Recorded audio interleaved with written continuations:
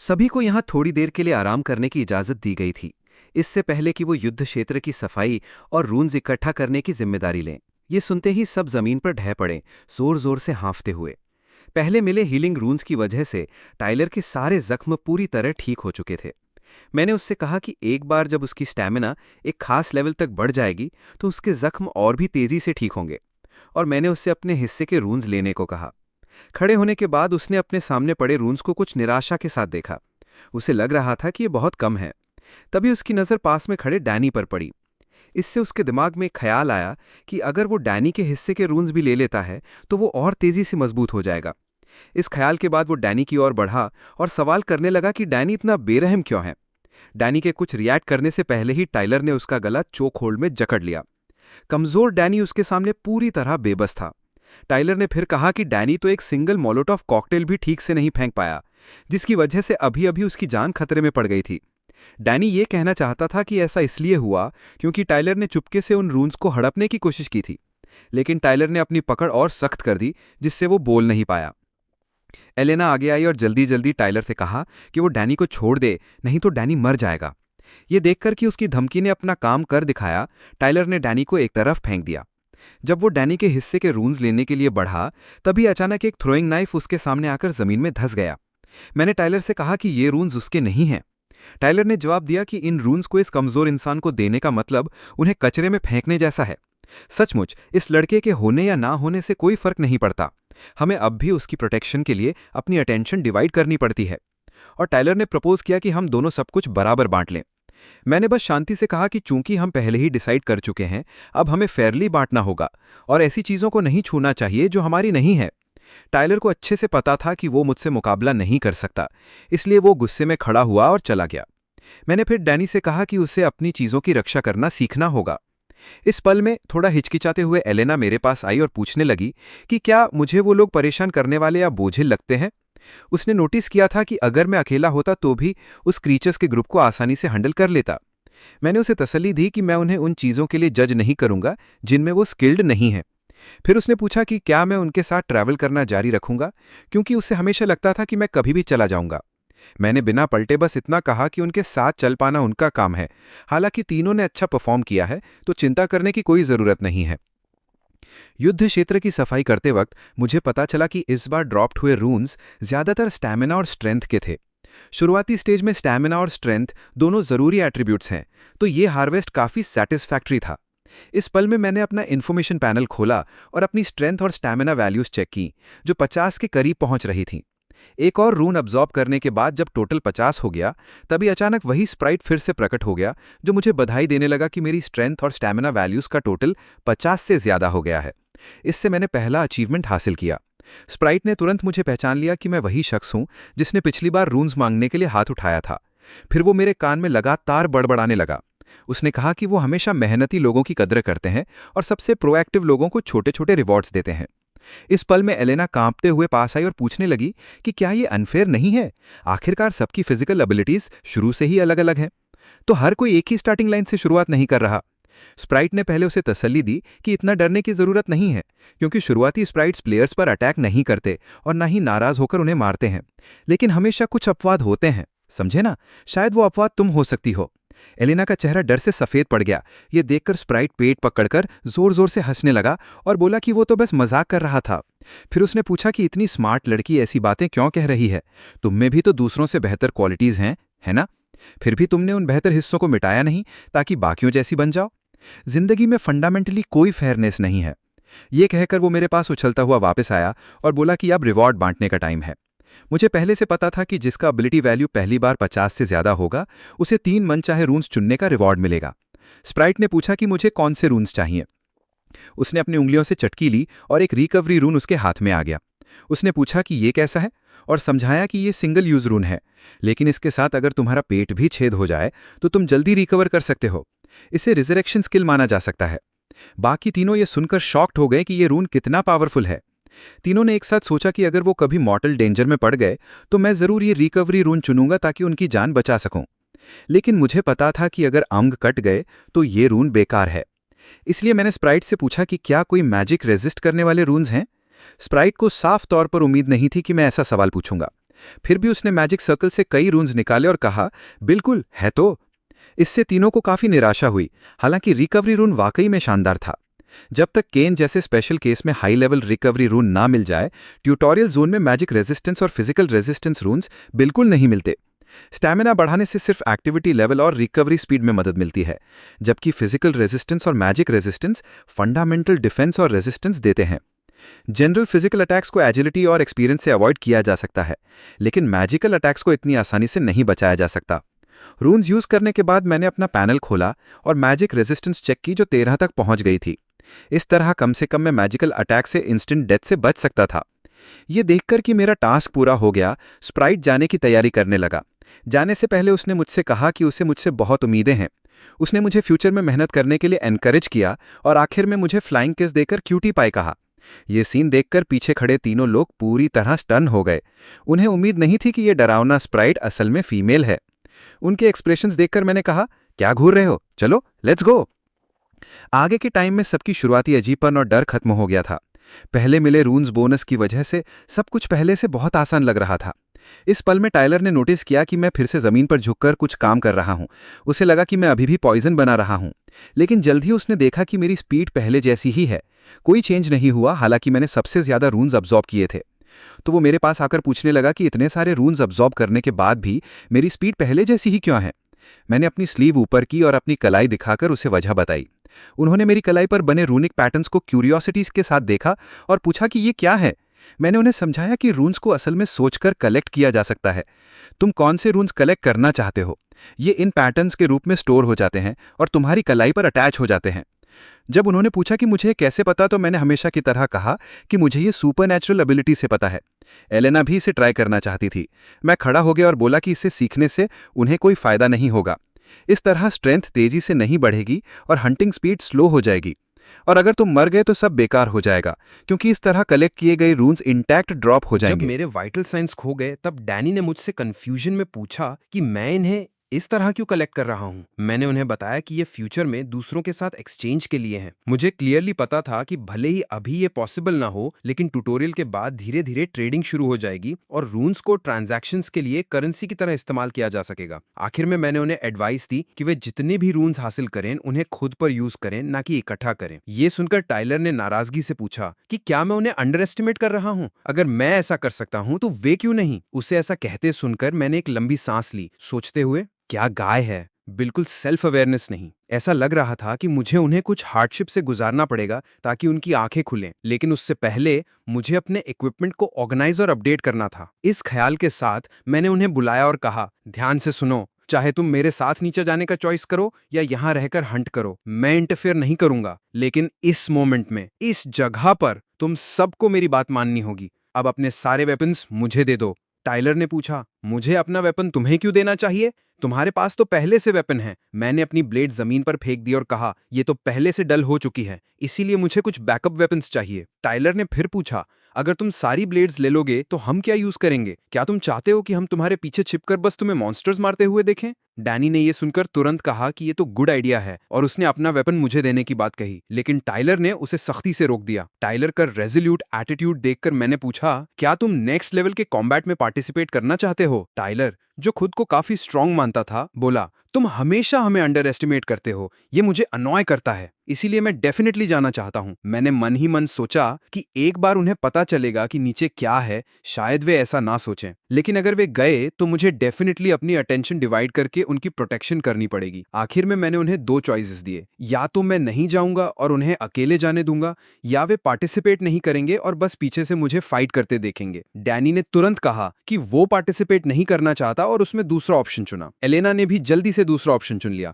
उसका मानना था कि जब मैंने ऐसी बातें कही हैं तो इसका मतलब है कि नीचे जो कुछ भी है वो डेफिनेटली डेंजरस है। टाइलर ने फिर उन्हें कन्विंस करने की कोशिश की कि प्रिसाइसली क्योंकि ये डेंजरस है, हमें मिलकर फाइट करना चाहिए। वो सेल्फिश गाय क्लियरली अपने इन फ्रेंड्स को अबैंडन करके सारे रिवॉर्ड्स खुद मोनोपोलाइज करना चाहता था। उसने सोचा कि डैनी तो वीकलिंग है, वो जाए या ना जाए, लेकिन अगर एलेना भी नहीं गई तो उसे शो ऑफ करने वाला कोई नहीं बचेगा। मैंने मन ही मन सोचा कि टाइलर काफी लकी है क्योंकि रीबॉर्न मैं हुआ, ना कि केडन, वरना उसे पहले तोड़ा जाता, फिर जोड़ा जाता और फिर दोबारा तोड़ा जाता। क्योंकि वे जल्दी कंक्लूजन तक नहीं पहुंच पाए, मैंने उन्हें कहा कि पहले नीचे चलो, बाद में डिसाइड करेंगे, क्योंकि मेरे पास टाइम ज्यादा नहीं बचा था। तब जाकर टाइलर ने एक सैटिस्फाइड स्माइल दिखाई। उसे लगता था कि चूंकि मैं अकेले जाना चाहता हूं, तो नीचे ढेर सारे ऑसम रिवॉर्ड्स होंगे। सिर्फ फूल्स ही ऐसे गोल्डन अपॉर्चुनिटीज छोड़ते हैं। लेकिन नीचे जाते ही थोड़ी देर बाद वे पैनिक में वापस ऊपर भागे आए। भागते हुए एलेना ने टाइलर को ब्लेम किया। मैंने तुझे कहा था ना कि नीचे डेंजरस होगा, टाइलर ने गुस्से में चिल्लाकर कहा। मुझे कैसे पता होता? अभी जब वे नीचे गए तो उन्होंने एक ऐसा क्रीचर देखा जो प्रीवियस मॉन्स्टर्स के लेवल का नहीं था।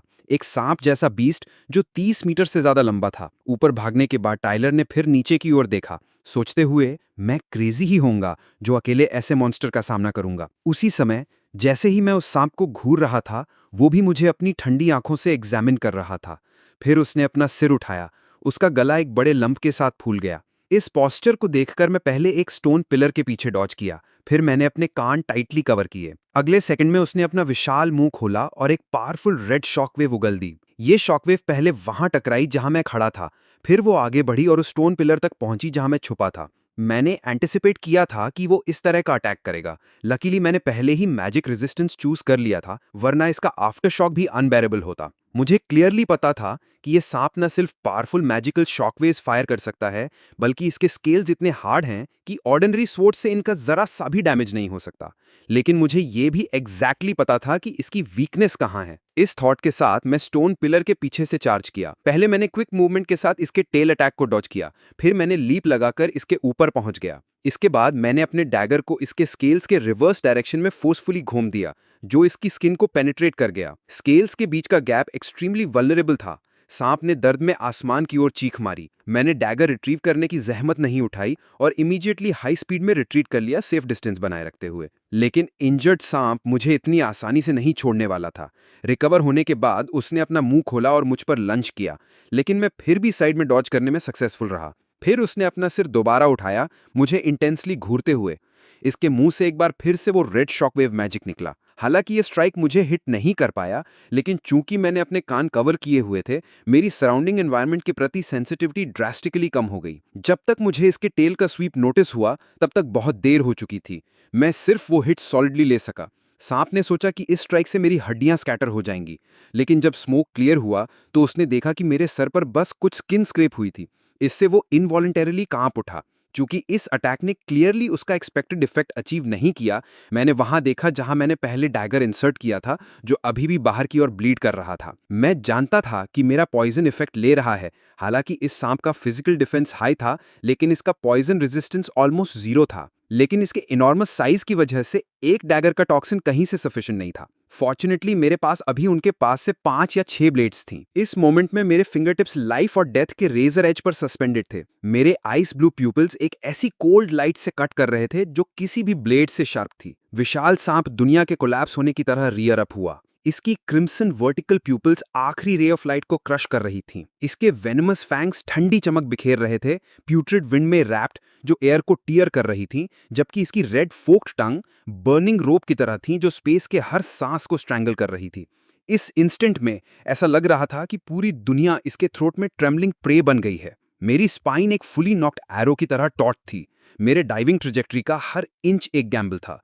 क्या सांप का बाइट मेरे फ्लैश और बोन को क्रश कर देगा, या मेरी ब्लेड पहले इस डेस्परेट सिचुएशन में क्रैक टीयर कर देगी? उसी मोमेंट में अपर लेवल पर एलेना और बाकी दोनों लोग सडनली ग्राउंड को वायलेंटली शेक होते हुए फील कर रहे थे। वो उस जगह से काफी डिस्टेंस तक भाग चुके थे, फिर भी उन्हें साउंड सुनाई दे रहे थे। इससे एलेना को वरी होने लगी कि क्या मैं रियली इसे अकेले हैंडल कर पाऊंगा। टाइलर ने उसे रुकते हुए देखा और पूछा, तू क्या कर रही है? जल्दी चल, हमारे पास अब वेपन्स भी नहीं हैं। वो कन्वीनियंट स्टोर वापस जाने की प्लानिंग कर रहे थे, लेकिन एलिना वहीं खड़ी रही, मेरी डायरेक्शन में पीछे देखते हुए। बहुत सोचने के बाद उसने टर्न किया और बोली कि वो मुझे ढूंढने वापस जा रही है।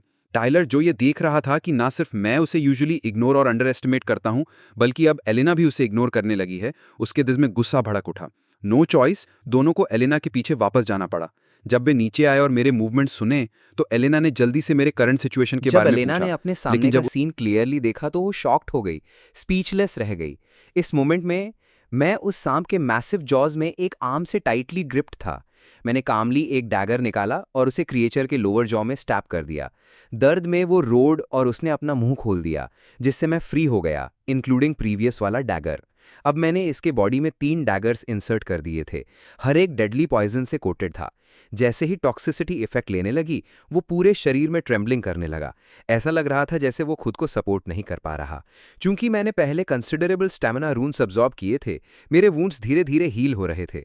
मुझे क्लियरली पता था कि भले ही पॉइजन का लेटर आने वाले मैजिकल बीस्ट पर कोई इफेक्ट नहीं होगा, लेकिन अर्ली स्टेजेस में ये सबसे इफेक्टिव अटैक का मीन्स था। जल्द ही वो महान सांप स्ट्रगलिंग बंद कर दिया और उसकी लाइफ खत्म हो गई। इस मोमेंट में मेरे टीममेट्स जल्दी से दौड़कर आए और पूछने लगे कि मैं ऑल राइट हूं या नहीं, लेकिन मैंने इमीडिएटली जवाब नहीं दिया, बल्कि पूछा कि वे वापस क्यों आए। एलेना ने कहा कि वो वरीड थी मेरे लिए और इसलिए वापस आई, और उसने पूछा कि मेरा आर्म ठीक है या नहीं। मैंने उसे बताया कि ये बस एक माइनर स्क्रैच है और वूंड जल्द ही अपने आप हील हो जाएगा। टायलर जमीन पर पड़े सांप को देखकर इतना शॉक था कि बोल ही नहीं पाया। वो इमेजिन नहीं कर सकता था कि मैंने अकेले इस बीस्ट को डिफीट कर दिया। इस मोमेंट में उसे फाइनली हमारे बीच का इनसरमाउंटेबल गैप रिकॉग्नाइज हो गया। फिर मैंने सांप के कॉप्स पर वर्क शुरू कर दिया। जल्द ही मैंने एक स्किल रून एक्सट्रैक्ट किया, जिसका नाम था बार्ब्ड स्नेक्स शॉकवेव। अगर इस रून को मैजिक रून्स के साथ कंबाइन किया जाए तो ये अर्ली स्टेजेस में बहुत यूजफुल होता। चूंकि मैंने कोई मैजिक रून्स अब्जॉर्ब नहीं किए थे, मैं इसे अब यूज नहीं कर सकता था, लेकिन मैं इस टाइप का स्किल रून अब्जॉर्ब भी नहीं करना चाहता था। टाइलर ने इंक्वायर किया तो मैंने क्लियरली बता दिया कि मैं इस रून को यूज नहीं करूंगा। जैसे ही मैंने ये बात खत्म की, मेरे पीछे डैनी ने पूछा कि क्या मैं ये रून उसे दे सकता हूं। ये सुनते ही टाइलर ने तुरंत डैनी को असाइड धकेल दिया और कहा कि इसे देने से बेहतर है कि उसे दे दिया जाए। डैनी ने पूछा कि क्या टाइलर के पास पहले से एक नहीं है। टाइलर ने कहा कि डैनी तो पूरे टाइम पीछे फियर में ट्रेम्बलिंग कर रहा था, तो इसे देने का क्या यूज। ये देखकर कि दोनों फिर से आर्ग्यू करने वाले हैं, एलेना जल्दी से आगे आई मीडिएट करने के लिए, लेकिन उसका मीडिएशन ज़्यादा इफेक्टिव नहीं हुआ। जैसे ही दोनों फाइट करने वाले थे, मैंने उन्हें स्टॉप करने के लिए चिल्लाया। फिर मैंने कहा कि मैंने कभी ये मेंशन नहीं किया कि मैं इसे गिव अवे करूंगा। मैं इसे लेटर सेल करूंगा, और अगर वे अब इसे बाय करते हैं तो मैं उन्हें 5% डिस्काउंट दे सकता हूं। ये सुनकर तीनों स्टन्ड रह गए। फिर उन्होंने पूछा कि क्या वे इंस्टॉलमेंट्स में पे कर सकते हैं।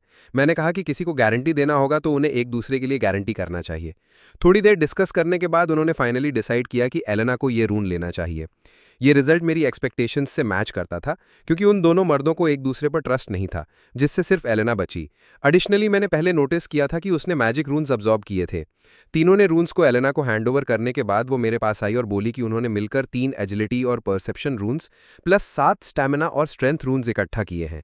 लेकिन मैंने उसका पेमेंट एक स्ट्रेंथ रून से रिड्यूस कर दिया, क्योंकि मैंने उन्हें 5% डिस्काउंट प्रॉमिस किया था। एलेना ने कहा कि मैं ट्रूली मेटिकुलस हूं। जैसे ही मैंने टर्न किया, मैंने उनसे कहा कि ये मत सोचो कि मैं एक्सेसिव हो रहा हूं। अगर वे इस तरह की जगह में समथिंग फॉर नथिंग पाने के अकस्टम्ड हो गए, तो वे लेटर जल्दी अपनी लाइव्स लूज कर देंगे। इस दुनिया में कहाँ ट्रांजैक्शंस बिना प्राइस के होते हैं। हालांकि एलेना को मेरे वर्ड्स हार्श लगे, उसे यह भी पता था कि ये करेक्ट है। इसके बाद मैंने एक सर्टेन आइटम की तलाश शुरू कर दी। थॉर्नबैक सर्पेंट की प्रेजेंस का मतलब था कि यहाँ डेफिनेटली जूटालन ओर होगा। थॉर्नबैक सर्पेंट के साथ मेरी बैटल के दौरान मैंने पहले ही इस एरिया में ओर नोटिस कर लिया था। क्राउच करने के बाद मैंने पहले कुछ कलेक्ट किया, फिर मैंने कंटिन्यूअसली उस पर वर्क शुरू कर दिया। पीछे खड़े दोनों लोग देख रहे थे, सोच रहे थे कि मैं फिर से सुपरनैचुरल पावर से कुछ क्रिएट कर रहा हूँ। अपनी क्यूरियोसिटी को कंटेन ना करने की वजह से वे पास आए और देखा कि मेरे हाथों में मेटल प्लास्टिसिटी लिए हुए था और मैं उसे स्पाइक शेप में मोल्ड कर रहा था। शेप करने के बाद मैं जल्दी से खड़ा हो गया। मैंने पहले सांप में इंसर्टेड डैगर्स निकाले। इस पॉइंट पर वे सब एंटिसिपेट कर रहे थे कि मैं इस बार क्या अमेजिंग चीज़ क्रिएट करने वाला हूँ। अगले स्टेप में मैंने सांप के कुछ इंटरनल ऑर्गन्स एक्सट्रैक्ट किए। टाइलर ने पूछा कि क्या मैं फिर से पॉइजन बना रहा हूँ। मैंने उसे बताया कि इस बार डिफरेंट है, लेकिन मैंने डिटेल में एक्सप्लेन नहीं किया कि मैं क्या कर रहा हूँ। हालांकि थॉर्नबैक सर्पेंट के स्केल्स बहुत हार्ड थे, उन्हें डायरेक्टली वेपन्स की तरह यूज नहीं किया जा सकता था। मेरे प्रीवियस लाइफ में सीखे नॉलेज के अकॉर्डिंग सांप के ऑर्गन्स और स्केल्स की ज़रूरत थी मैलिएबल मेटल ओर को सॉलिडिफाई करने के लिए। इस टाइप का वेपन का डैमेज रेंज बहुत स्मॉल था और ये ब्लीडिंग या अदर सेकेंडरी डैमेज कॉज नहीं कर सकता। लेकिन अगर आपको ओपोनेंट की वीकनेस पता हो और आप वन ब्लो में उस स्पॉट को स्ट्राइक करने की एबिलिटी रखते हो, तो ये स्ट्रॉन्गेस्ट वेपन बन जाता। लेकिन क्योंकि मैंने इसे हैंड से शेप किया था, इसका टिप शार्प इनफ नहीं था। फिर मैंने एक डैगर से इसका टेस्ट किया और पाया कि इसकी हार्डनेस क्वाइट स्ट्रॉन्ग थी, जो इनिशियल स्टेज में लो टियर मटेरियल से रिलेटिवली पावरफुल वेपन्स क्रिएट करने के लिए थी। प्रीवियस वर्ल्ड के एल्केमिस्ट्स ने कंसिडरेबल एफर्ट लगाया था। जब मैं इसे डैगर से शार्पन कर रहा था, मैंने सोचा कि इस वेपन के साथ मैं सेकंड हिडन फ्रैगमेंट ऑब्टेन करते समय उस क्रिएचर के डिफेंस स्मूथली ब्रेक कर सकता हूँ। फिर मैंने इसे क्लॉथ स्ट्रिप से रैप करके एक हिल्ट बनाया। ये वेपन फाइनली कंप्लीट हो गया।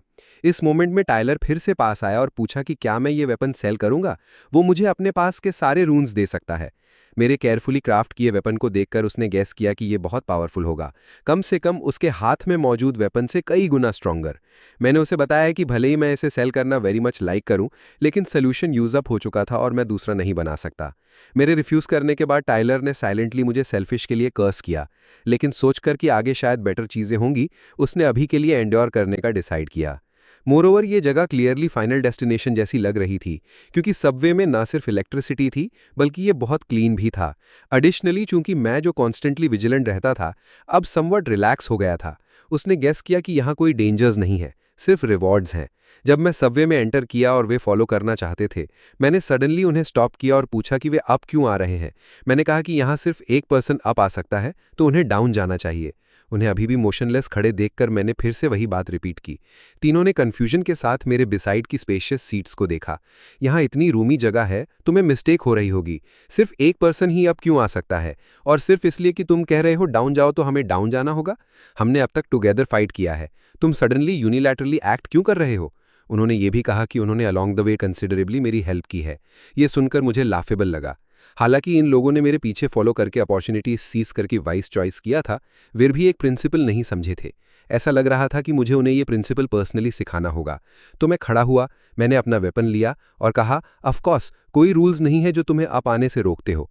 फिर मैंने वेपन का दूसरा एंड हैविली जमीन पर स्ट्रक किया और कहा, आफ्टर ऑल इस दुनिया में कोई लॉज नहीं है। अब मैंने उन्हें दो चॉइसेस दिए, या तो डाउन जाओ या अप आकर मुझसे फाइट करो। इसके साथ ही मैंने सडनली अपने वेपन को स्पाइक के साथ रेस किया और उनकी तरफ पॉइंट किया। मैंने उन्हें जल्दी चॉइस बनाने को कहा। उनके पास नो चॉइस था कि ट्रेन से उतर जाएं। फिर उन्होंने हेल्पलेसली सबवे डोर्स को क्लोज होते हुए देखा। मैंने धीरे धीरे दरवाज़ा बंद किया। मेरे अभी के एक्शंस ने टाइलर को बहुत नाराज कर दिया था। पहले मेरी आवाज़ सुनकर मैं बिल्कुल किसी 40 साल के आदमी जैसा लग रहा था। अचानक उसने सोचा कि अगर वे तीनों मिलकर मुझ पर हमला करें तो शायद उनकी जीत की कुछ संभावना हो सकती है। अगर वे मुझे हरा सकें तो मेरे सारे हथियार और रून्स उनके हो जाएंगे, और अगर वे हार भी गए तो बाद में माफ़ी मांग सकते हैं। उसने सोचा, वो तो हमें मार नहीं डालेगा ना। इस ख्याल के साथ उसका हाथ धीरे धीरे अपने हथियार की ओर बढ़ने लगा। लेकिन अगले ही सेकंड जब उसने ऊपर देखा, उसका दिल अचानक कांप उठा, क्योंकि उसने मेरे चेहरे पर बिना किसी भाव के कातिलाना नजरें देखीं। वो आंखें उन गॉब्लिन से भी ज्यादा डरावनी थीं जिनका सामना हम पहले कर चुके थे। उसे लगा कि अगर उसने अभी हिलने की कोशिश की तो मैं बिना झिझक उसे मार डालूंगा। सबवे के दरवाजे बंद होने से ठीक पहले मैंने उनसे कहा कि मैं ऊपर उनसे मिलूंगा। ज्यादा समझदार एलेना ने कहा कि उन्होंने शुरू से ही मुझसे बहुत ज्यादा डिमांड्स की थीं। अगर मेरी वजह ना होती तो वे यहां तक कभी ना पहुंच पाते। इसलिए एलेना का मानना था कि उन्हें शुरू से ही मेरी बात माननी चाहिए थी। फिर उसने मुड़कर उन दोनों को जल्दी चलने और बाहर निकलने के लिए कहा। लेकिन टाइलर ऐसा नहीं सोचता था। उसका मानना था कि वे दोनों बेवकूफ़ इस रवैये की वजह से कभी कामयाब नहीं होंगे। क्या मजबूत बनने की चाहत रखना गलत था? इस पल में उसके दिल में बस एक ही ख्याल था, मजबूत बनना। इस मकसद के लिए वो कुछ भी करने को तैयार था। इस वक्त मैं सबवे में बैठ अपनी पिछली जिंदगी की इंटेलिजेंस को ऑर्गेनाइज कर रहा था। पहला, ये सबवे 20 स्टेशनों से होकर गुजरेगा और हर स्टेशन पर रुकता है। दूसरा, हर स्टेशन पर रैंडम आर्टिफैक्ट्स अपीयर होंगे। तीसरा, एक बार गुजर चुके स्टेशन पर वापस जाना इम्पॉसिबल है। मैं जानता था कि आखिरी स्टेशन तक जाने से जरूरी नहीं कि कुछ अच्छा मिले, इसलिए मुझे सावधानी से चुनना था और सही वक्त पर रुकना था। हम अब 12वें स्टेशन पर पहुंच चुके थे। पिछले हथियार छिपे हुए फ्रैगमेंट्स के जरिए मिले थे, इसलिए वे काफी अच्छे थे। लॉरेन के रिंग अकेले ना सिर्फ परसेप्शन को बढ़ाती थी, बल्कि मॉन्स्टर्स की कमजोरियों को हल्के हल्के प्रिडिक्ट भी कर सकती थी, जो शुरुआती स्टेज में बहुत प्रैक्टिकल थी। लेकिन चूंकि मैं पहले से ही लगभग सारे मॉन्स्टर्स की कमजोरियों को मास्टर कर चुका था, ये हथियार मेरे लिए ज्यादा मददगार नहीं थे। और वैसे भी मेरे पास पहले से एक हथियार था। मुझे अब दूसरी चीजों की जरूरत थी, जैसे कि कॉर्नरस्टोन्स। जब सबवे अगले स्टेशन पर रुका, मैं धीरे धीरे ट्रेन से उतरा। इस बार जब मैंने आइटम देखा तो मैं हैरान रह गया, क्योंकि प्लेटफॉर्म पर एक पागल आदमी के क्लाउड कुकीज का बॉक्स रखा हुआ था। मुझे बिल्कुल उम्मीद नहीं थी कि ये आइटम यहाँ रिफ्रेश होगा। इसे मुंह में डालकर चबाने की पहली बाइट से ही रून कोएफिशिएंट धीरे धीरे बढ़ने लगता है। जितना चबाओ रून वैल्यूज उतनी ज़्यादा इंप्रूव होती हैं। इसे चबाकर निगलने के बाद 10 मिनट तक सभी एट्रीब्यूट्स में 20% का बूस्ट मिलता है। इसे देखते ही मैंने तुरंत उसे उठा लिया। यही वो चीज़ थी जो मैं चाहता था। भले ही ये आइटम ट्यूटोरियल जोन के बाहर यूज़ नहीं हो सकता, लेकिन यहाँ इससे बेहतर कुछ नहीं था। ये चीज़ सचमुच नॉस्टैल्जिक थी। पहले जब भी मैं इसे खाता था, वो औरत बाहर आकर पूछती थी कि मैं इसे फिर से क्यों खा रहा हूँ। वो कहती थी, ये चीज़ मेरे लिए सही नहीं है, इस बार मैं ज़रूर मजबूत बनूंगा और इस डिज़ास्टर को रोकूंगा। कुकीज़ लेने के बाद मैं मुड़ा और चला गया। जब मैं सबवे से निकलकर शुरुआती स्टेशन पर वापस पहुंचा तो वहां सब खाली था। मैंने सोचा कि वे तीनों शायद पहले ही अपने रास्ते चले गए होंगे। अब अगले फ्रैगमेंट के अपीयर होने में 4 दिन बाकी थे। जल्दी इंप्रूव करने के लिए या तो मैं हंटिंग और रून्स कलेक्ट करने पर फोकस कर सकता था, या बाकी बचे टास्क्स को चैलेंज करके रिवॉर्ड्स हासिल कर सकता था। भले ही टास्क की डिफिकल्टी और कंटेंट रैंडम हो, मैं अच्छे रिवॉर्ड्स वाले टास्क से शुरू कर सकता था और उन्हें एक एक करके पूरा कर सकता था। इस पल में मुझे एक ऐसा टास्क याद आया जिसके रिवॉर्ड्स बहुत शानदार थे और जिसे जल्दी पूरा किया जा सकता था। इस टास्क को पूरा करने के बाद मुझे एक नौसिखिए जादूगर द्वारा बनाया गया नकली फिलोसोफर स्टोन मिल सकता था, जो यूजर की सारी एबिलिटीज और वैल्यूज को एक साथ बढ़ाता था और तुरंत घातक चोटों को ठीक कर देता था। इस तरह का आर्टिफैक्ट ट्यूटोरियल जोन में भी रेयर था, क्रिम्सन जोन की तो बात ही छोड़ दो। लेकिन इस टास्क को सिर्फ कोई पागल इंसान ही ट्राई करेगा। अपनी पिछली जिंदगी में मुझे पता था कि एक लड़की जिसका नाम एनालिन था, वो मूल रूप से एक जेल में वॉलंटियर के तौर पर गई थी, लेकिन अचानक उसे अबिस में खींच लिया गया। पहले वो उस जेल में सबके लिए दयालु थी और सब लोग उसके दोस्त थे, लेकिन जब ट्यूटोरियल शुरू हुआ तो सबने उसे धोखा दे दिया। गुस्से की वजह से उसका ट्रेट एक्टिवेट हो गया और उसने सिर्फ 7 दिनों में सारे क्रिमिनल्स को मार डाला और उनके दिल निकाल लिए। आखिरकार पूरी तरह पागल होकर जब वो अपनी जिंदगी खत्म करने की तैयारी कर रही थी, तब ये टास्क अचानक अपीयर हुआ। मेरी इस रीबर्थ का मकसद ज्यादा से ज्यादा लोगों को बचाना था, इसलिए मैंने इस टास्क को बाद के लिए रखने का फैसला किया। समय देखा तो रात के 9 बज चुके थे। मुझे अचानक एक अच्छा टास्क याद आया जिसका नाम था पाउच ऑफ एंडलेस ग्लटनी। अब मुझे पहले अपनी स्टैमिना बिल्ड करनी थी, क्योंकि चांदनी रात में वो आइटम हासिल करना मुझे काफ़ी बिजी रखने वाला था। जैसे ही मैं कन्वीनियंस स्टोर की ओर वापस गया, कुछ खाने की प्लानिंग करते हुए मैंने देखा कि वहाँ सब कुछ लूट लिया गया था। यहाँ तक कि जो चीज़ें मैंने पहले ज़मीन में दबाई थीं, उन्हें भी खोद कर ले गए थे। चांद उगने वाला था और उन्होंने इस वक्त इतनी हिम्मत दिखाई। अब देखता हूं कि उनकी हिम्मत कितनी है। सीन अब सबवे स्टेशन के एंट्रेंस पर शिफ्ट होता है। एक ग्रुप लगातार बाहर की ओर सामान ले जा रहा था। एलेना और उसका ग्रुप दूर से बस देख रहा था, रुकने की हिम्मत नहीं कर पा रहा था।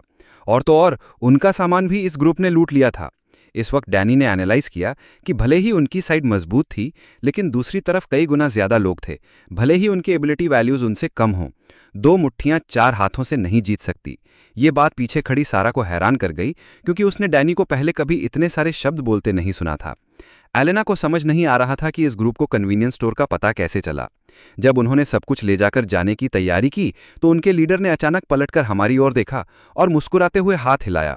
बाकी लोग कंफ्यूज थे, लेकिन टाइलर चौंक गया। जब सारा ने पूछा कि क्या उस आदमी ने अभी उन्हें ग्रीट किया था, तो टाइलर ने तुरंत मना कर दिया और कहा कि वो आदमी बस उन्हें ताने मार रहा था। फिर उसने कहा कि उन लोगों से कन्फ्लिक्ट में पड़ने की जरूरत नहीं है, इसलिए हमें यहां से निकलना चाहिए। चूंकि उन्होंने सब कुछ ले लिया, हमें कहीं और देखना होगा। कुछ कदम चलने के बाद बाकियों ने नहीं देखा, लेकिन टाइलर के चेहरे पर ठंडा पसीना छलक रहा था। टाइलर ने मन ही मन उस बेवकूफ को कोसा कि उसने उसे क्यों हाथ हिलाया, क्योंकि इससे पहले टाइलर अकेले उनसे मिलने गया था। उसने उन्हें सबवे स्टेशन के दूसरे अंडरग्राउंड लेवल पर कन्वीनियंस स्टोर के बारे में बताया था, यहां तक कि उन्हें वहां गाइड करने की भी ऑफर की थी। गैंग का लीडर पहले टाइलर पर भरोसा नहीं कर रहा था। उसे लग रहा था कि ये मेरे और टाइलर का मिलकर बनाया हुआ ट्रैप है। लेकिन अगले ही सेकंड टाइलर ने उसे एक हाथ से पकड़कर उठा दिया। उस आदमी ने जवाबी हमला करने की कोशिश की, लेकिन टाइलर ने अपनी सैंडबैग जितनी बड़ी मुट्ठी से उसके चेहरे पर एक जोरदार पंच मारा। एक पंच ने उसे 2 और 2.5 मीटर दूर उड़ा दिया। इस पंच ने तुरंत उस आदमी का घमंड तोड़ दिया। फिर टाइलर ने कहा कि वो इन बेवकूफ़ों से पहले ही अलग लेवल पर है, तो उसे उनसे कमज़ोर लोगों को ट्रैप में फंसाने की क्या ज़रूरत है। सीन अब वापस प्रेजेंट में आता है, जहां कई लोग सबवे स्टेशन के एंट्रेंस पर एक छोटे से कमरे में रेस्ट करने के लिए रुके थे। जब एलेना ने मुझे बाहर आते देखा, उसने मुझे पुकारा। एलेना ने मुझे पुकारा। मुझे वापस आते देखकर उसे अजीब सी सिक्योरिटी फील हुई। दोषी टाइलर अपने मन में बार बार कह रहा था कि नर्वस होने की जरूरत नहीं है, क्योंकि किसी को नहीं पता कि ये सब उसने किया। जब मैं अंदर आया, एलेना ने मुझे बताया कि जब वे ग्रेस और सैरा को लेने गए थे तब उस ग्रुप ने सबवे स्टेशन के कन्वीनियंस स्टोर को पूरी तरह लूट लिया था। ये सुनकर मैंने उनसे पूछा कि उनके पास अब कितना खाना बचा है। एलेना ने टेबल पर रखे खाने की ओर इशारा किया और कहा कि ज़्यादा नहीं बचा। उस वक्त सिचुएशन इतनी अर्जेंट थी कि वे बस थोड़ा सा ही ले पाए। तभी टाइलर बीच में बोला, इसका कोई उपाय नहीं था, लेकिन अब जब मैं वापस आ गया हूं तो क्या मैं जाकर उनसे वो सब वापस नहीं ले सकता? उसने कहा कि अकेले जाने पर शायद वह उन्हें हरा ना पाए। मैंने उसके सवाल का जवाब नहीं दिया, बस हल्के से हंसा और कहा कि पहले कुछ खा लेना चाहिए। मेरे द्वारा फिर से इग्नोर और मजाक उड़ाए जाने पर टाइलर ने जोर से दांत पीसे, जिसकी आवाज़ साफ सुनाई दी। फिर वह तेजी से मेरे सामने टेबल पर आया और उसने जोर से हाथ पटका। बोला, ये नहीं चलेगा। उसने दावा किया कि ये खाना उन्होंने अपनी जान जोखिम में डालकर हासिल किया था, और अगर मुझे खाना चाहिए तो मुझे इसके लिए कुछ कीमत चुकानी होगी या कुछ ट्रेड करना होगा। एलेना ने टाइलर से पूछा कि उसे हो क्या गया है, क्या ये खाना सबके लिए शेयर करने के लिए नहीं लाया गया था? लेकिन टाइलर फिर भी मुझे फ्री में खाना देने को तैयार नहीं था। उसने कहा कि मैंने पहले कहा था कि कुछ भी मुफ्त में नहीं मिलता। सारा ने सहमति में सिर हिलाया। टाइलर ने सोचा कि उसे इस मौके पर कंट्रोल लेना होगा। अगर सब उसके कहे से सहमत हो गए तो मेरे पास कहने को कुछ नहीं बचेगा। वह देखना चाहता था कि मैं कब तक अपना घमंड बरकरार रख पाऊंगा। मैंने सीधे उससे कहा कि मेरे पास खाने के लिए ट्रेड करने को कुछ नहीं बचा है। टाइलर को यकीन नहीं हुआ और उसने कहा कि मैं नीचे से जो कुछ लाया हूं उससे ट्रेड कर सकता हूं। सारा ने उत्सुकता से पूछा कि मैंने नीचे से क्या हासिल किया। टाइलर ने तुरंत जवाब दिया कि जब मैं नीचे था मैंने एक मिस्टीरियस स्पेस में एंट्री की थी और ज़रूर बहुत सारी अच्छी चीज़ें हासिल की होंगी जो नेचुरली सबके साथ शेयर करनी चाहिए, क्योंकि हमें अभी साथ में ट्रैवल करना है। बोलते बोलते उसने मुझे एक चॉकलेट का टुकड़ा भी थमा दिया। उसकी बात सुनकर मैं फिर से हल्के से हंसा और कहा कि उसने बहुत जल्दी सीख लिया, लेकिन उसे नहीं पता कि ट्रेडिंग तभी होती है जब ऑर्डर हो या बराबर की ताकत हो। उसे यह भी नहीं पता था कि मैं उनके साथ ट्रैवल इसलिए नहीं कर रहा था क्योंकि मुझे उनकी ज़रूरत थी। उनके पास जो रून्स थे वो मेरे लिए ज़रूरी नहीं थे। मैंने उन्हें सिर्फ इसलिए साथ लिया था क्योंकि आयरिस ने मुझसे कुछ कहा था, लेकिन मैं पहले ही अपना बेस्ट दे चुका था। अब मेरे पास उनके साथ गेम्स खेलने का टाइम नहीं था। इसलिए मैंने बस इतना कहा, अपना ख्याल रखो, और उठकर दरवाज़ा खोलकर जाने लगा। ये देखकर सारा ने सबसे पहले सबको झगड़ा ना करने के लिए कहा। फिर उसने एलेना से कहा कि वह उसके साथ आए और मुझे वापस बुलाए। लेकिन टाइलर ने उन्हें रोकने की कोशिश की और कहा कि मुझे रोकने की ज़रूरत नहीं है, मैंने खुद ही जाने का फैसला किया है। उसका मानना था कि मेरे जाने के बाद वह यहाँ का लीडर बन सकता है। लेकिन दोनों औरतों ने उसके रोकने की कोशिश को पूरी तरह इग्नोर किया और दरवाजे की ओर बढ़ने लगीं। जैसे ही एलेना बाहर जाने वाली थी, टाइलर ने जल्दी से पूछा कि वह क्या करने की कोशिश कर रही है। क्या वे उन्हें छोड़कर उस लड़के के साथ जा रही है? एलेना वहां रुककर एक पल के लिए सोचने लगी। फिर दृढ़ता से स्टोर से बाहर भागकर मेरे कपड़ों का किनारा पकड़ा और पूछा कि क्या वह मुझे अपने साथ ले जा सकता है। पूछते समय उसकी आंखें उम्मीद से भरी हुई थी और उसका दिल तेजी से धड़क रहा था। लेकिन मैंने कहा कि मैं तुम्हें अपने साथ नहीं ले जा सकता। ये सुनकर एलेना का मूड एकदम नीचे गिर गया और उसका हाथ मेरे कपड़ों से अपने आप छूट गया। तभी मैंने कहा कि मैंने पहले ही कह दिया था कि तुम मेरे साथ रख सकते हो या नहीं, ये तुम्हारा अपना बिजनेस है। ये सुनकर एलेना का मूड तुरंत दुख से खुशी में बदल गया। लेकिन तभी टाइलर बाहर आकर दखलंदाजी करने लगा और बोला कि एलेना नहीं जा सकती। उसका कारण यह था कि भले ही एलेना ने अपने हिस्से के रून्स लौटा दिए हों, लेकिन डैनी के रून्स अभी बाकी थे। उसे उम्मीद नहीं थी कि डैनी पीछे से बोल पड़ेगा कि कोई बात नहीं, क्योंकि डैनी ने भी मेरे साथ जाने का फैसला किया था। जैसे ही वह बाहर जाने लगा, टाइलर ने उसे रोक लिया और पूछा कि क्या उसे पता है कि वह क्या कह रहा है? क्या तुम्हें लगता है कि मेरा पिता तुम्हारे पिता को छोड़ देगा? मैंने एक बार तुम्हें सड़क पर भटकने से बचाया था और अब तुम मेरे खिलाफ जाने की हिम्मत कर रहे हो? लेकिन इस बार डैनी पहले जैसा नहीं था। उसने कहा कि हम इस जगह से निकल ही नहीं सकते और बाहर के लोगों को नहीं पता कि हम जिंदा हैं, तो टाइलर अपने पिता को कैसे बताएगा? अब ये सब मायने नहीं रखता। उसे अब टाइलर की हर बात मानने की जरूरत नहीं थी। ये कहकर उसने टाइलर को साइड से निकाला और मेरी ओर बढ़ने लगा। टाइलर ने कभी नहीं सोचा था कि उसका पुराना लैकी अब उसका विरोध करने की हिम्मत करेगा। उसने गुस्से में चिल्लाकर कहा कि हम सब चले जाएं, क्योंकि खाना तो यहीं था। उसे यकीन था कि हमारे जाने के बाद हम यहां रहने से बेहतर जिंदगी नहीं जी पाएंगे और आखिरकार हम वापस आकर उससे माफी मांगेंगे। कुछ देर चलने के बाद डैनी को समझ नहीं आ रहा था कि मैं क्या सोच रहा हूं। उसने सोचा कि जब मेरे पास इतनी स्ट्रांग एबिलिटीज हैं तो मैं सीधे जाकर टाइलर का खाना क्यों नहीं ले लेता। अगर मेरे साथ कुछ हो गया तो उसने मेरे पीछे आकर बहुत बड़ी गलती कर दी होगी। मुझे बस उसे एक बार देखना पड़ा और मुझे पता चल गया कि वह क्या सोच रहा है, क्योंकि उसके ख्याल तो उसके चेहरे पर लिखे हुए थे। लेकिन ये उसकी गलती नहीं थी, क्योंकि उसे चांद के बारे में कुछ नहीं पता था। देखते ही देखते समय हो गया। मैं लुका और बोला कि अब लगभग मिडनाइट होने वाली है। दोनों चौंक गए। उन्हें समझ नहीं आया कि मेरा मतलब क्या है। लेकिन जब एलेना ने ऊपर देखा तो वह अचानक डर गई। उसने देखा कि चांद कुछ अजीब सा लग रहा था। पहले तो वह नॉर्मली आसमान में टंगा हुआ था, लेकिन करीब से देखने पर ऐसा लग रहा था कि उसमें कुछ टूटने वाला है। अगले ही सेकंड चांद पर एक आंख खुल गई। पूरा चांद एक आंख बन गया। एपोकलिप्स शुरू होने के बाद जहां बाकी लोग सुपरमार्केट से खाना लूटने में लगे थे, मैंने मॉन्स्टर्स को हंट करके उन्हें पकाने का फैसला किया। क्योंकि रीबर्थ से वापस आने के बाद मुझे अच्छे से पता था कि जब चांद उगेगा तो लोगों के हाथ में मौजूद सारा खाना रेत में बदल जाएगा और हर इंसान के शरीर से एक हल्की सी सफ़ेद चमक निकलेगी जो दूसरों को दिखेगी, यहां तक कि दीवारों के आर पार भी। सिर्फ एक खास दूरी के अंदर ही वो चमक गायब हो जाएगी। मेरे पीछे डैनी ने पूछा कि क्या मुझे पहले से पता था कि ऐसा होगा। मैंने बस हल्के से मुस्कुराकर कहा कि मुझे नहीं पता। इस वक्त आसपास की बिल्डिंग से लड़ाई और झगड़े की आवाज़ें आने लगीं। सामान्य बातों से पता चल रहा था कि खाना गायब होने की वजह से लोग एक दूसरे पर शक कर रहे थे। एलेना को अचानक समझ आया कि सबको एक दूसरे की पोजीशन दिखाने का मकसद लोगों को एक दूसरे को मारने के लिए उकसाना था। मैंने पहले ही उन्हें वार्निंग दी थी कि बहुत ज़्यादा खाना ना लें, क्योंकि सिर्फ प्राइवेटली ओन्ड खाना ही गायब होगा। जो खाना लिया नहीं गया या खोजा नहीं गया वो वैसा ही रहेगा। ये सोचकर मैंने उन्हें दोनों को अपने डेस्टिनेशन की ओर ले जाना शुरू कर दिया। इधर टाइलर, जिसने हमें भगा दिया था, टेबल पर पड़ी रेत को हैरानी से देख रहा था। सारा ने पूछा कि अब क्या करें, क्या उन्हें बाहर जाकर दूसरा खाना ढूंढना चाहिए। उनके पीछे ग्रेस ने कहा कि कन्वीनियंस स्टोर का सारा खाना पहले ही ले जाया जा चुका है। टाइलर पर यकीन था कि मुझे पहले से पता था कि ऐसा होने वाला है, जिसकी वजह से मैंने बिना कोई खाना लिए जाने का फैसला किया। अचानक सारा चिल्लाई और टाइलर को जल्दी बाहर देखने के लिए कहा। सड़क पर कुछ लोग इकट्ठा हो गए थे जो कुछ ढूंढ रहे थे। ध्यान से देखने पर पता चला कि ये वही ग्रुप था जिसे टाइलर ने दिन में टिप दी थी, जिसके बाद उन्होंने कन्वीनियंस स्टोर को साफ कर दिया था। हालांकि अब उनके पास दिन की तुलना में कुछ ज्यादा लोग दिख रहे थे। टाइलर जानता था कि अगर ये लोग एक साथ अटैक करें तो उसके पास जीतने की जरा भी संभावना नहीं होगी। सिचुएशन खराब देखकर सारा ने सजेस्ट किया कि हमें जाकर मार्कस को ढूंढना चाहिए, लेकिन टाइलर अपने हाई प्राइड के साथ नेचुरली इसके लिए राजी नहीं हुआ। सारा ने उसे साफ साफ कहा कि मौजूदा सिचुएशन को देखे, अगर वे ऐसे ही रुके रहे तो शायद दूसरा ग्रुप उन्हें ढूंढ ले और उनकी जान भी न बचे। लेकिन टाइलर के पर्सनालिटी को समझते हुए उसने उसे एक रास्ता दिया। बोली कि अगर ये ग्रुप उन्हें न ढूंढ पाए तो वे मार्कस के पास जा सकते हैं। उस वक्त वे मार्कस की हेल्प करने के लिए पीछे पीछे जा सकते हैं। क्या ये अच्छा नहीं होगा? टाइलर, जो धमकियों से ज्यादा मनाने से प्रभावित होता था, सारा की बात सुनकर थोड़ा हिल गया।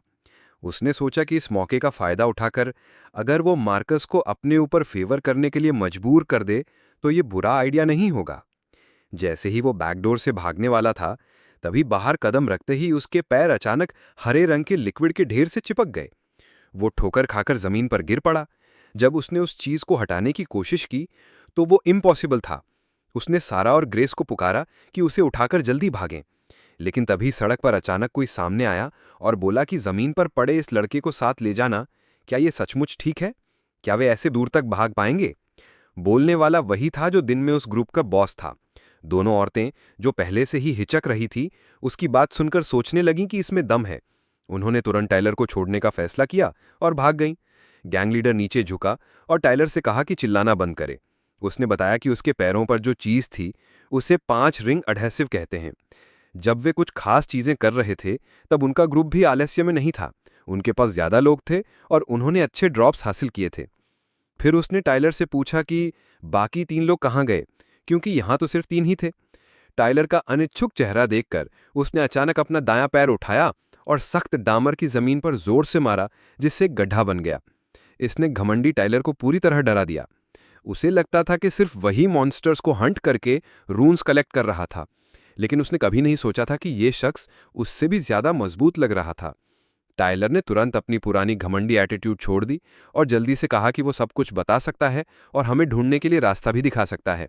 गैंग लीडर को यह समझदार नौजवान काफी पसंद आया, लेकिन उसने कहा कि पहले उसके भाई को कुछ कहना है। पीछे खड़ा वो शख्स जिसके गले में बड़ी सोने की चेन थी और जिसे टाइलर ने दिन में पंच मारा था, यह सुनकर एक्साइटेड हो गया। उस वक्त उसने टाइलर से फाइट बैक करने की हिम्मत नहीं की थी, क्योंकि टाइलर की एबिलिटी उससे कहीं ज्यादा थी। लेकिन अब जब उसके पास बॉस का सपोर्ट था, उसे कोई चिंता नहीं थी।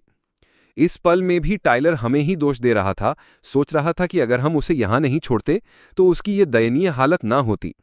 हालांकि एक्शन लेने से पहले बॉस ने अपने मातेहतों को कहा कि थोड़ा कंट्रोल करें, क्योंकि उन्हें अभी टाइलर की जरूरत थी, ताकि वो भाइयों को नीचे ले जाकर पैसा कमाने में मदद करे। जैसे ही उसने ये कहा, टाइलर के शरीर पर जूतों की बारिश होने लगी। मार खाते वक्त टाइलर सोच रहा था कि अगर उसे मौका मिला तो वो हम सबको जरूर मार डालेगा। जब सारा और ग्रेस ने हमें तीनों को ढूंढ लिया तो वे हैरान रह गईं, क्योंकि उन्होंने देखा कि हमारे पास ना सिर्फ खाना था बल्कि वो सारा मीट था। ये कोई अपोकलिप्स नहीं बल्कि कैंपिंग जैसा लग रहा था। लेकिन उनके दिल में फिर भी मेरे लिए गुस्सा था, क्योंकि मैंने जानते हुए भी नहीं बताया कि खाना गायब हो जाएगा। फिर भी काफ़ी समय से भूखे होने की वजह से उन्होंने अपना प्राइड निगलने का फैसला किया और मेरे साथ खाना शेयर करना चाहा। जैसे ही उन्होंने पहला कदम बढ़ाया, मैंने पहले से ही अपना हथियार पकड़ लिया। एक पल में मैं सारा के सामने पहुंच गया और उसका रास्ता रोक दिया। मैंने अपने पैरों के पास जमीन पर एक गहरी लकीर भी खींच दी। इस एक्शन से सारा भी डर गई और पूछा कि मैं क्या करने की कोशिश कर रहा हूं। मैंने उसे कहा कि इस लकीर को पार ना करें। सारा ने जोर से कहा कि मैं इतना बचकाना ना बनूं, ये कहते हुए कि उसने मेरे साथ झगड़ा नहीं किया था, वो तो टाइलर था। आखिर में उसने पूछा कि अगर वो इस लकीर को पार करने की जिद करे तो क्या होगा। इस पर मैंने बस पीछे मुड़कर शांति से कहा कि अपनी सुपर नेचुरल एबिलिटी के जरिए मैं देख सकता हूं कि अगर वे इस लकीर को पार करेंगी तो अंजाम बहुत बुरा होगा। मेरे चेहरे के हाव भाव से दोनों को साफ पता चल रहा था कि मैं शायद सचमुच उन्हें मार डालूंगा। फिर मैंने उनसे कहा कि यहां रुकना बहुत खतरनाक होगा। कुछ गड़बड़ होने का एहसास होते ही दोनों ने जल्दी से पीछे मुड़कर देखा।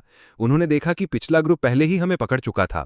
गैंग लीडर की आंखें रात को सोख लेने वाले दो तालाबों जैसी थी, आधी बंद और सारी भावनाएं एक बिंदु में सिमट गई थी। ये गर्माहट नहीं थी, बल्कि वो ठंडक थी जो राइफल की नाल से ट्रिगर खींचने से पहले निकलती है। अंधेरे में एलिना ने हल्के से भौएं सिकोड़ी। उसकी नज़र में जैसे हजारों ख्याल तैर रहे थे। मैं पीठ फेरे खड़ा था। मेरा सिलवेट ठंडा और रहस्यमयी था, जैसे कोई अनसुलझी पहेली। दरअसल मैंने जानबूझकर उन्हें यहां लाया था ताकि एक मिशन पूरा कर सकूं। मिशन का कंटेंट बहुत सिंपल लग रहा था। चांद निकलने की अवधि में जितना हो सके खाना पकाना और खाना, लेकिन इसमें एक बहुत सख्त शर्त थी। आपको लालची होना होगा और किसी के साथ खाना शेयर नहीं करना होगा। जो सबसे ज्यादा खाना अकेले पकाएगा और खाएगा, उसे ही रिवॉर्ड मिलेगा। और यह सब तब करना होगा जब बाकी सब पागलों की तरह खाना हासिल करने की कोशिश कर रहे हों। सबकी नज़रों के सामने मैंने धीरे से अपने डैगर से मीट का एक टुकड़ा उठाया और शांति से अपने मुंह में डाला। इस वक्त चोटों से लदा टाइलर लड़खड़ाता हुआ वहां पहुंचा। उसने तुरंत गुस्से में सारा और ग्रेस से सवाल किया कि उन्होंने उसे क्यों छोड़ दिया। सारा ने हाकलाते हुए जवाब दिया कि वो दरअसल हेल्प ढूंढने गई थी, लेकिन टाइलर को ऐसे शब्दों पर जरा भी यकीन नहीं हुआ। उसने हर चीज़ का ब्लेम बाकियों पर मढ़ दिया। गैंग लीडर ने उसके कंधे पर हाथ रखा और कहा कि शांत हो जाए, और टाइलर तुरंत शांत हो गया। बॉस आगे बढ़ा और मुझसे पूछा कि मुझे ये चीज़ें कहाँ से मिली। मैंने अपने पीछे हंट किए गए शिकार की ओर इशारा किया और कहा कि यहाँ तो हर जगह मीट है, क्या मुझे सचमुच इसे सिखाना होगा कि मीट क्या होता है। मुझे मॉन्स्टर का मीट खाते देखकर वे बहुत हैरान हुए, क्योंकि उन्होंने पहले इसे ट्राई किया था, लेकिन जिन्होंने एक्सपेरिमेंट किया उन्हें शायद पॉइजनिंग हो गई थी और वे अभी भी डायरिया से जूझ रहे थे। लेकिन मुझे इतना खाते देखकर, जो बिल्कुल ठीक लग रहा था, गैंग लीडर ने सोचा कि मुझे जरूर पता होगा कि इस मीट को कैसे खाना है। उसने मुझे कोऑपरेट करने के लिए मनाने की कोशिश की, लेकिन उसकी बात पूरी होने से पहले ही मैंने सीधे कह दिया कि इसे गॉब्लिन के खून के साथ पकाओ, फिर इसे खाया जा सकता है। जाहिर है कि उसे उम्मीद नहीं थी कि मैं इतनी आसानी से बता दूंगा। उसने टाइलर से अभी अभी पता किया था कि मेरे पास सुपर नेचुरल एबिलिटीज़ हैं। मैं अकेले सबवे स्टेशन में गया था और कई रिवॉर्ड्स हासिल किए थे। उसने सोचा कि मुझसे छुटकारा पाने का इससे बेहतर मौका नहीं हो सकता। भले ही उसने अंदाज़ा लगाया कि मैं मजबूत हो सकता हूं, लेकिन उसके पास भी काफ़ी लोग थे।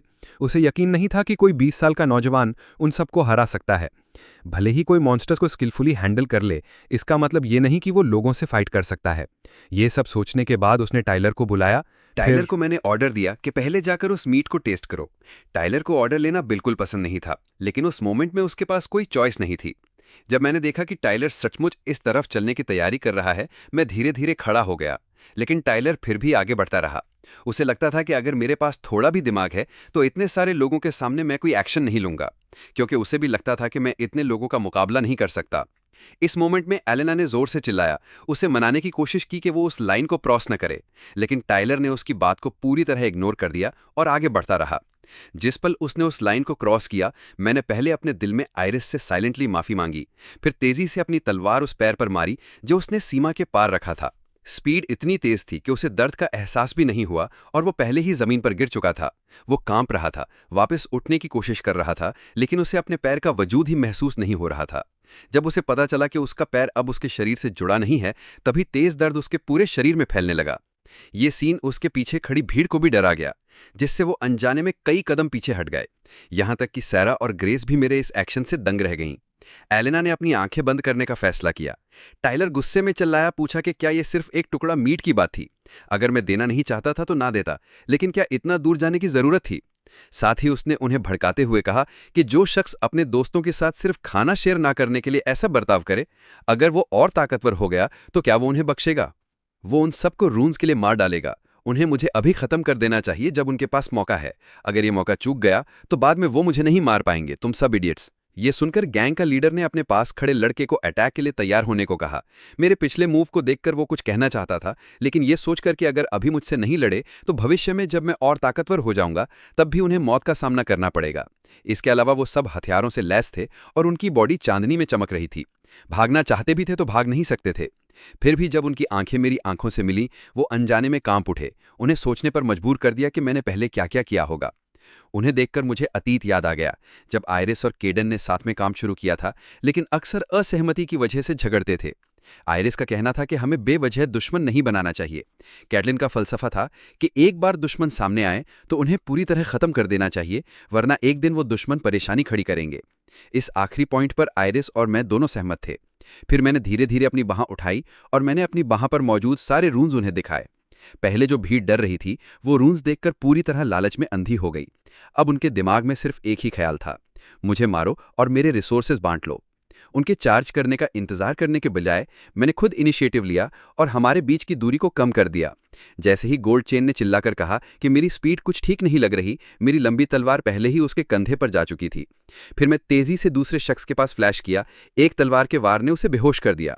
गैंग लीडर को अपने आंखों पर यकीन नहीं हो रहा था। 1 सेकंड में उसके 2 आदमी ढेर हो चुके थे। ये देखकर उसके बाकी सबऑर्डिनेट्स भागने को मुड़े।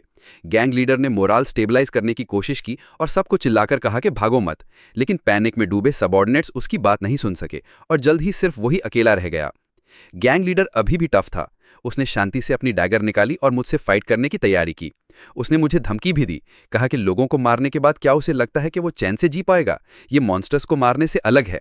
लेकिन वो अपनी बात पूरी भी नहीं कर पाया था कि उसका चेहरा अचानक डार्क हो गया, क्योंकि उसने मुझे अपनी आंखों के सामने से गायब होते देखा।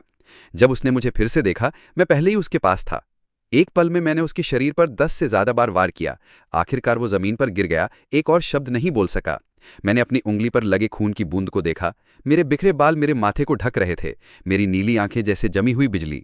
इसके बाद मैंने उन सारे धीमे भागने वाले मिनियंस को भी डील कर लिया। सैरा और ग्रेस साइड में ये सब देख रही थीं। उन्हें ये सब सररियल लग रहा था। जब मैंने आखिरी शख्स को डील किया, मैंने पूछा कि वो दोनों अभी भी वहां क्यों खड़ी हैं जाने के बजाय। क्या वो भी दूसरों की तरह मुझसे फाइट करना चाहती हैं? दोनों जब होश में आईं तो पहले एक दूसरे को देखा, फिर और देर ना करते हुए वो मुड़ी और भाग गईं। उन्हें डील करने के बाद मैं बैठ गया और पॉट में रखा मीट खाने लगा। एलेना को मुझे लगातार घूरते देखकर मैंने पूछा कि क्या बात है, कोई प्रॉब्लम है? मेरे दिल में मैं सोच रहा था कि भले ही वो मुझे ऐसे घूरे, मैं उसके साथ शेयर नहीं करने वाला। एलेना ने अजीब सा चेहरा बनाया और अपनी ठुड्डी खुजाते हुए कहा कि कुछ नहीं है। तो बाकी बचे समय में मैं खाता रहा और वो दोनों बस साइड में देखते रहे, जब तक कि सूरज की पहली किरण धरती पर चमकी। आकाश में चांद धीरे धीरे हिलने लगा। जैसे जैसे उसकी दरारें छोटी होती गईं, वो आखिरकार उस चांद में बदल गया जिसे हम जानते थे। इस बार मैंने लगभग 3 दिन का खाना एक बार में खा लिया था। हालांकि इंसानों को टारगेट करने वाले मिशंस आखिरकार फेल हो गए, लेकिन जो मैंने हासिल किया उसे देखकर मुझे लगा कि ये पूरी तरह वर्थ था। ये एक सब स्पेस पॉकेट थी जो ना सिर्फ चीज़ों को फ्रेश रख सकती थी, बल्कि खाने को चांद के प्रभाव से भी बचा सकती थी। मैंने चेक किया और पाया कि ये मेरे लिए लगभग 2 हफ्तों का खाना स्टोर कर सकती है। जैसे ही मैं उन दोनों को लेकर वहां से जाने वाला था, एलेना अचानक रुक गई। उसने पूछा कि क्या सचमुच उन्हें सिर्फ घायल करना ठीक था, मारने के बजाय? अगर वो बाद में फिर हमारे पीछे आए तो? ये सुनकर मैं थोड़ा मुस्कुराया और मजाक में कहा कि वो काफी डरावनी है। ये सुनकर एलेना का चेहरा तुरंत लाल हो गया। उसने कहा कि वो वैसी नहीं है और उसने सिर्फ मेरी चिंता में ये पूछा था। लेकिन वो जानती थी कि इन लोगों के चोटों से ठीक होने के बाद भी वो मेरे सामने नहीं टिक पाएंगे, क्योंकि मैं बहुत तेजी से ताकतवर हो रहा था। उसकी बातें सुनकर मुझे पता था कि वो इस जगह के साथ एडजस्ट करने लगी थी। हालांकि उसने खुलकर नहीं कहा, मुझे पता था कि वो असल में पूछना चाहती थी कि मैंने उन्हें मारकर उनके रून्स क्यों नहीं लिए। इस बार वापस आने का मेरा मेन पर्पस था ज्यादा से ज्यादा इंसानों को बचाना और अराजकता को कम करना। इंसानों को एक साथ काम करने के लिए सबसे जरूरी था नियम बनाना। इसके लिए पहली चीज जो मुझे करनी थी वो था उन्हें ये बताना कि रून्स पाने के लिए बेईमानी वाली हरकतें नहीं कर सकते। हालांकि ये नियम अभी सबके लिए फॉलो करना मुमकिन नहीं था, लेकिन अगर एक ताकतवर इंसान खड़ा होकर नियम बनाए तो इसे लागू करना आसान होगा। इसलिए मैं दूसरों को मुझे बेवजह लोगों को मारते नहीं देखने दे सकता था। कुछ दूर चलने के बाद डैनी अचानक रुक गया। उसने कहा कि ये काफी है। उसे लग रहा था कि हमारे पेस के साथ चलना उसके लिए मुश्किल हो रहा था। मैंने उसे रहने के लिए मनाने की कोशिश नहीं की, क्योंकि शुरू से ही मैंने कहा था कि मैं उनके पर्सनल चॉइसेस का सम्मान करूंगा। डैनी के जाने के बाद मैं एलेना की तरफ मुड़ा और पूछा कि अगर वो भी जाना चाहती है तो वो कभी भी जा सकती है। क्या तुम्हें इन पिछले कुछ दिनों में मुझसे डर नहीं लगा, मेरे पीछे पीछे चलते हुए? इस सवाल को सुनकर एलेना एक पल के लिए स्टन हो गई। हालांकि वो भी मुझे ठंडी आंखों से फाइट करते देखकर डर गई थी। उसे साफ पता था कि जब तक वो मेरे बनाए लाइन को क्रॉस नहीं करती तब तक सब ठीक रहेगा। थोड़ा सोचने के बाद उसने एक पल की खामोशी के बाद कहा, एक बार मैं चली जाऊंगी, तुम मुझे फिर नहीं देखोगे, तो मैं तुम्हारे साथ जितना दूर जा सकती हूँ जाना चाहती हूँ। उसकी तलवार की म्यान का नरम साउंड जो उसके पैंट से रगड़ रहा था, उनके बीच एक तनी हुई रस्सी की तरह फैल गया। टूटी फूटी धूप की छायाओं में खड़ी थी। उसकी आवाज पानी में भीगी कागज की तरह कांप रही थी। आखिरकार मैंने पलटकर कहा, तो फिर मेरे पीछे आओ। फिर मैं उसे सबवे स्टेशन की ओर वापस ले गया। उसी समय टायलर अपने कोमा से जागा। भीड़ में दबे हुए लोगों को धक्का देकर हटाने की कोशिश करते हुए उसने इन गैंगस्टर्स को बेकार कचरा कहकर कोसा। उसने सोचा कि मैंने उसे न मारकर गलती की थी। उसकी रिकवरी स्पीड के हिसाब से वो जल्दी ठीक हो जाएगा और फिर वो बदला लेगा। जैसे ही टायलर रेंगता हुआ आगे बढ़ा, अचानक कोई उसके सामने आकर रुक गया। ऊपर देखने पर उसे पता चला कि ये डैनी था। उसे देखते ही टायलर ने फटाफट डैनी से उसे उठाने में मदद मांगी। उसने कहा कि अब आसपास के सारे लोग अपनी लड़ने की ताकत खो चुके हैं। ये एक लाइफ टाइम अपॉर्चुनिटी थी। अगर वो सबको मार डाले तो सारे रून्स उनके होंगे। गैंग लीडर ने टायलर के शब्द सुन लिए और दांत पीसते हुए उसे गाली दी, बास्टर्ड कहकर। लेकिन उसकी मौजूदा हालत टायलर के लिए कोई खतरा नहीं थी, तो टायलर ने डैनी को आदेश दिया कि पहले उस आदमी को मार दे। उसे बिल्कुल उम्मीद नहीं थी कि डैनी उसका कॉलर पकड़ लेगा, और उसे और भी हैरानी तब हुई जब डैनी की ताकत इतनी ज्यादा लगी। लेकिन जब उसने डैनी की ठंडी आंखों में कत्ल की नीयत देखी तो उसे समझ आया कि कुछ गड़बड़ है। उसने फिर भी विरोध करने की कोशिश की, लेकिन उसे सिर्फ ठंडा खंजर मिला जो उसकी देह को चीर गया। खूनी खंजर जमीन पर गिरा। डैनी, जिसने पहली बार कत्ल किया था, जमीन पर घुटनों के बल बैठ गया और जोर जोर से उल्टी करने लगा। फिर उसने निर्णायक रूप से खुद को चेहरे पर मुक्का मारा। बार बार खुद को कहता रहा कि नरम दिल नहीं होना है। उसने ये भी सोचा कि मेरे लिए ये सब कुछ भी नहीं था, तो उसने फिर से खंजर उठा लिया। गैंग लीडर ने डैनी को अपनी ओर आते देखा और फटाफट रहम की भीख मांगने लगा। तरह तरह के रिसोर्सेस का वादा करने लगा। लेकिन डैनी उस पल सिर्फ ये सोच रहा था कि उसने उस वक्त मुझे क्यों नहीं रोका था। अगर वो सिर्फ मेरी प्रोटेक्शन की उम्मीद न करता, बल्कि खतरे के वक्त मेरे साथ मिलकर लड़ता, अगर मुझे मजबूत होते देखकर डरने की बजाय वो भी मेरे साथ मजबूत होने का इरादा करता, तो क्या हम साथ साथ सफर जारी रख सकते थे? तो अगर वो इतना कमजोर ना होता तो उसे छोड़ा ना जाता। वो मुझे साबित करना चाहता था कि वो भी मजबूत बन सकता है। अगर उसने इन लोगों का इस्तेमाल करके मेरे लेवल तक पहुंच लिया तो मैं निश्चित रूप से उसे नए सम्मान से देखूंगा। ये सोचकर उसने टायलर के रून्स एब्जॉर्ब कर लिए। वो अपनी ही परछाई पर कदम रखता हुआ टूटी ईंटों पर चल रहा था। छोटा चाकू तिरछा लटक रहा था, जैसे जमी हुई चांदनी या जैसे खून चाटती ना पूरी हुई जीभ। वो लाल निशान जैसे तावीज थे जो जमीन पर गिरे हुए थे, हर कदम के साथ एक और परत जोड़ते हुए, जब तक उसकी आकृति आगे की धूसर सफेद धुंध में विलीन नहीं हो गई। लड़की की आसमान की ओर एक चीख ने सारे उड़ने वाले जानवरों को तुरंत गिरा दिया। ऐसा नहीं था कि उसके पास कोई शेर की दहाड़ जैसी टेक्निक थी, बल्कि इसलिए क्योंकि कुछ पल पहले मैंने उसे वो रहस्यमयी रून दिया था। उसे अब्जॉर्ब करने के बाद कोई शॉकवेव जैसी स्किल हासिल कर सकता था। तभी एक भटका हुआ जानवर जो छूट गया था अचानक उस पर झपटा जब वो ध्यान नहीं दे रही थी। सौभाग्य से मैं वक्त पर पहुंच गया और उसे 2 टुकड़ों में काट दिया। इससे वो थोड़ा शर्मिंदा हुई और बोली कि मैंने फिर से उसकी मदद की। जमीन से रून्स उठाने के बाद मैंने कहा कि उसकी स्किल में नेचुरली कुछ कमियां थी, इसलिए टीममेट की मदद भी जरूरी है। लूट बांटने के बाद उसने मेरे ढेर सारे रून्स देखे और सोचा कि मैं वाकई लूट बांटने में प्रिसाइज हूं। फिर उसने अपना इन्फॉर्मेशन पैनल चेक करने के लिए खोला। हम यहाँ 3 दिन से थे। अगर उसने मुझसे क्विक मैजिक और स्टैमिना रिकवरी स्किल्स ना खरीदी होती तो शायद वो मेरे पेस के साथ नहीं चल पाती। असल में वो मुझ पर इस तरह डिपेंड नहीं करना चाहती थी, लेकिन उसकी अपनी ताकत बस काफ़ी नहीं थी। मैंने भी अपना इन्फॉर्मेशन पैनल चेक करने के लिए खोला। हालांकि एजिलिटी और परसेप्शन, ये 2 मुश्किल से मिलने वाले एट्रीब्यूट्स, दोनों ही 42 से ऊपर बढ़ गए थे। सभी एबिलिटी वैल्यूज को लगभग बराबर रखना ही बेहतर होगा। तभी अचानक आसमान से एक ब्रॉडकास्ट वॉइस आई। उसने सबको इंसिडेंट पॉइंट पर इकट्ठा होने को कहा। जो देर से आएंगे उन्हें सजा मिलेगी। मैंने इसे स्पिरिट की आवाज़ के रूप में पहचाना। पलटते हुए मैंने चिल्लाया कि जल्दी करो। रास्ते में एलिना बार बार मेरी ओर देख रही थी, जैसे कुछ कहना चाहती हो। मैंने ये बहुत पहले नोटिस कर लिया था और उसे कहा कि अगर कुछ कहना है तो बोल दे, लेकिन इससे पहले कि वो मुंह खोल पाती, उसका चेहरा पहले ही कुछ लाल हो चुका था। आखिरकार उसने दांत पीसते हुए पूछा कि क्या मेरी कोई गर्लफ्रेंड है? ये सवाल सुनकर मैं थरथरा गया। सवाल पूछने के बाद एलिना के गाल टमाटर के जूस जैसे लाल हो गए। उसने सोचा कि इतना सीधा पूछना शायद बहुत फॉरवर्ड था, हालांकि उसे पता था कि ऐसा नहीं करना चाहिए। जितना समय वो मेरे साथ बिता रही थी, उतना ही उसे लग रहा था कि मैं जितना दिखता हूं उससे ज्यादा टॉलरेंट हूं। देखकर कि मैंने बहुत देर तक जवाब नहीं दिया, वो नर्वसली अपनी उंगलियां नोचने लगी।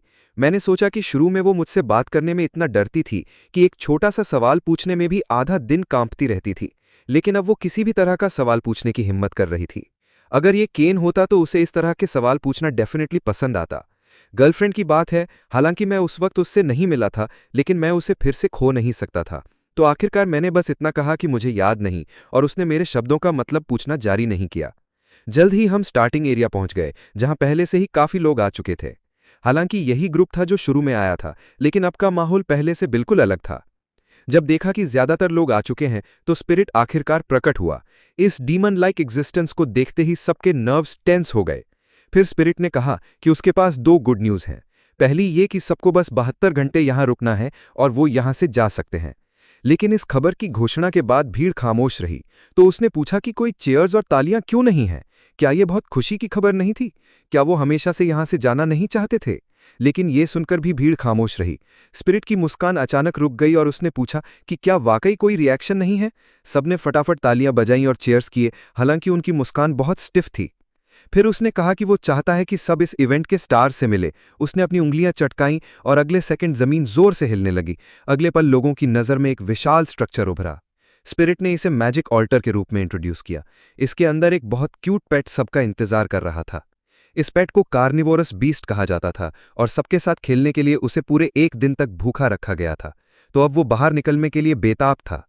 स्पिरिट के पीछे उस मॉन्स्टर को देखकर सबके पसीने छूट गए। स्पिरिट ने आगे कहा कि हालांकि ये ऑल्टर भव्य लगता है, लेकिन ये बहुत स्टर्डी नहीं है और ऐसा लगता है कि ये अब टूटने वाला है। जब ये बड़ा बेबी बाहर निकलेगा तो मौजूद लोगों में से कौन बचेगा ये उनकी इंडिविजुअल एबिलिटीज पर निर्भर करेगा। इसके बाद दूसरी गुड न्यूज़ की घोषणा हुई।